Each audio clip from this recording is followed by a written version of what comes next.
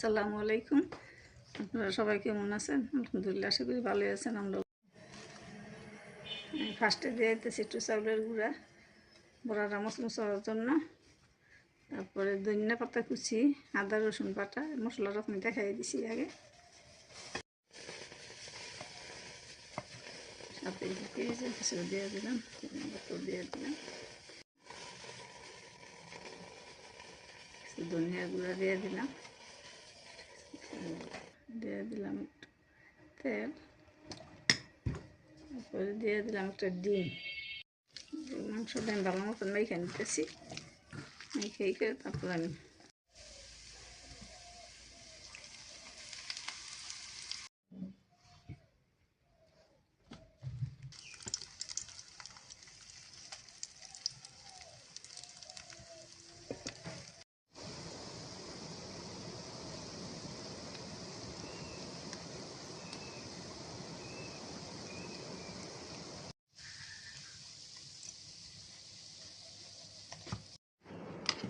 এই যে আমার বড়াটা সম্পূর্ণ ভাজা রেডি।